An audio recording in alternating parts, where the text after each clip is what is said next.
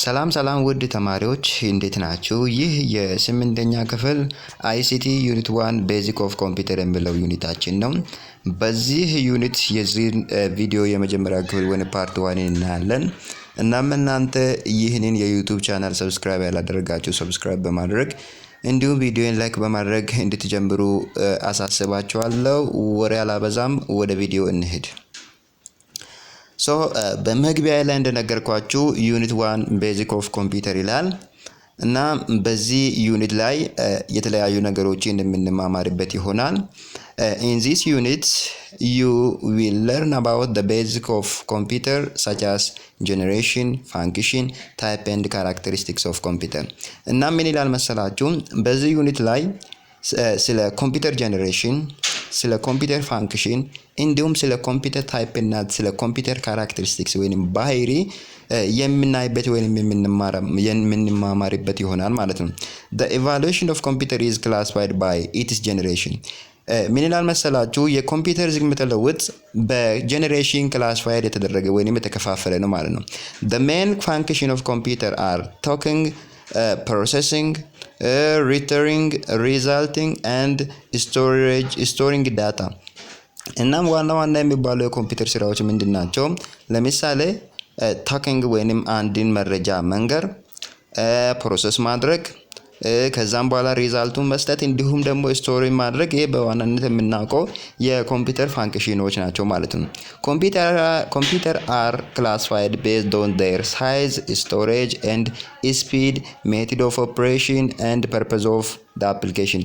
እናም ኮምፒውተሮችን ስንከፍላቸው በሳይዛቸው፣ በስቶሬጃቸው እንዲሁም በስፒዳቸው አንድን ስራ በሚሰሩበት መንገድ እንዲሁም በሚሰጡት ጥቅም ላይ መሰረት በማድረግ ኮምፒውተሮችን እንከፍላቸዋለን ማለት ነው። The characteristics of computer indicate the quality of computers. እናም ይሄ የኮምፒውተር ካራክተር ስንል ምንድን ነው መሰላችሁ? የኮምፒውተር ኳሊቲ ወይንም አንድ ኮምፒውተር ምን አይነት ኳሊቲ አለው። ለምሳሌ እናንተ አሁን የሆነ ኮምፒውተር በእጃችሁ ካለ ኳሊቲው ምንድነው የሚለው የሚታወቁት በምንድን ነው? በካራክተሩ ወይንም በባህሪው ማለት። ስለዚህ ካራክተር ስንል ይሄን ሪፈር ያደርጋል ወይንም ይሄን ኢንዲኬት የሚያደርገው። ስለዚህ በዋናነት በዚህ ዩኒት ውስጥ እነዚህን ነገሮች የምናይበት ይሆናል ማለት ነው። እናም 1.1 ምን ይላል መሰላችሁ? ኮምፒውተር ጄኔሬሽን ይላል ማለት ነው። እናም the term generation refers to the period of development of computers. እናም ይሄ ጄኔሬሽን የሚለው ቃል ምንን ሪፈር የሚያደርገው የሚለውን ስናይ the period of development of computers ወይንም ኮምፒውተር እስከ ዛሬ ወይንም ከተፈጠረበት ሰዓት ወይንም ጊዜ አንስቶ እስከ ዛሬ እያደገ የመጣበትን ፔሪድ ሪፈር የሚያደርገውን ቃል ጄኔሬሽን ብለን እንጠራለን ማለት ነው። Computer generation is changed happening in the development of computers. The evaluation of computer is divided into generations.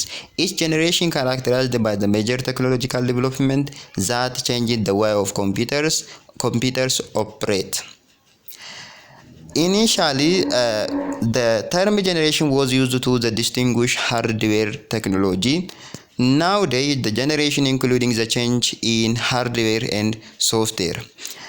ምንድን ነው የምለው መሰላችሁ? እናም ይህ የኮምፒውተር ጄኔሬሽን መጀመሪያ ላይ the evaluation of computer is divided into generation. የኮምፒውተር ጄኔሬሽን ወይንም የኮምፒውተር ዝግመተ ለውጥ በጄኔሬሽን የተከፋፈለ ነው ወይንም በዚህ ታይም ዲቨሎፕመንት ኦፍ ዘ ኮምፒውተር ወይንም ኮምፒውተር እያደገ የመጣበትን ሰዓት ሪፈር በሚያደርገው በጄኔሬሽን የተከፈለ ነው ማለት ነው። ማለትም ሂማን ኢቮሉሽን እንደምንለው ወይንም የሰው ልጅ ዝግመተ ለውጥ እንደምንለው ሁሉ ኮምፒውተርም የራሱ የሆነ ዝግመተ ለውጥ ወይንም ኢቫሉዌሽን አለው። ይህ ኢቫሉዌሽንም ደግሞ በምን የተከፈለ ነው? በጄኔሬሽን የተከፈለ ነው ማለት ነው። እናም በድሮ ጊዜ የነበሩ ሰዎች ይህንን ጄኔሬሽን የሚለውን ቃል የሚጠቀሙት ለምንድን ነው? ሃርድዌር ፓርቱን ብቻ የኮምፒውተር ሃርድዌር ፓርቱን ብቻ ሪፈር ለማድረግ ወይንም ጄኔሬሽን ስንል ሃርድዌር ቼንጅ ብቻ ነበር አድርገው የሚያስቡት ማለት ነው።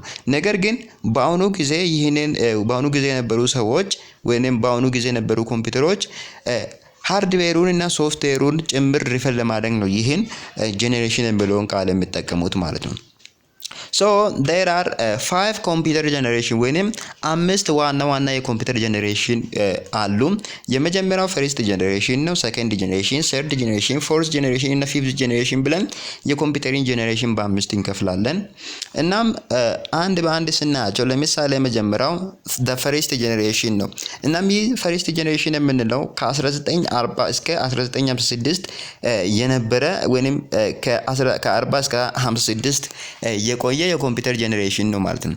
the earliest generation of computer is the first generation። እናም ይሄ የፈርስት ጀነሬሽን የምንለው earliest generation ወይንም ቀዳማዊ የኮምፒውተር ጀነሬሽን ነው ማለት ነው። the first generation of computer used to a vacuum tube for electric circuit። እናም ይሄ የመጀመሪያው ጀነሬሽን ጊዜ የነበሩ ኮምፒውተሮች ቫኪዩም ቱብ የሚባል ሜን ኮምፖነንት ወይንም ኢንስትሩመንት ይጠቀማሉ ማለት ነው። the vacuum tube was the basic component of the first generation of computer። ይሄ vacuum tube የሚባለው በዚህ በፈርስት ጀነሬሽን ጊዜ ወይንም በዚህ ፈርስት ጀነሬሽን ላይ የነበሩ ኮምፒውተሮች ከሚጠቀሙት እቃዎች ወይንም ኮምፖነንቶች ከአጠቃላይ ኮምፖነንቶች ውስጥ ቤዚክ የሚባለው ወይንም ሜን ኮምፖነንት የሚባለው ይሄ vacuum tube የሚባለው ነው ማለት ነው። እናም ምን አይነት ካራክተር አለ ወይንም ምን አይነት ነው የፈርስት ጀነሬሽን ላይ የነበሩ ኮምፒውተሮች ምን አይነት ናቸው የሚለውን ስናይ the first generation was the large and very expensive computer። እናም በዚህ በፈርስት ጀነሬሽን ወይንም በመጀመሪያው ጀነሬሽን የነበሩ ኮምፒውተሮች በጣም ላርጅ ናቸው ወይንም በሳይዝ አንፃር ስናይ በጣም ትልቅ ናቸው። እንዲሁም ደግሞ very expensive ኮምፒውተር ወይንም በጣም በዋጋም ውድ የሆኑ ኮምፒውተሮች ናቸው ማለት ነው። ስለዚህ ለምሳሌ እዚህ ጋር ያለው ምስል ብናይ ሳይዛቸውን ሲታዩ በጣም ትልቅ ናቸው። አሁን ካለው ኮምፒውተር አንፃር ሲታዩ በጣም ሳይዛቸውም ትልቅ ነው። እንዲሁም ደግሞ ዋጋቸው በጣም ኤክስፔንሲቭ ናቸው ወይንም ውድ ናቸው ማለት ነው።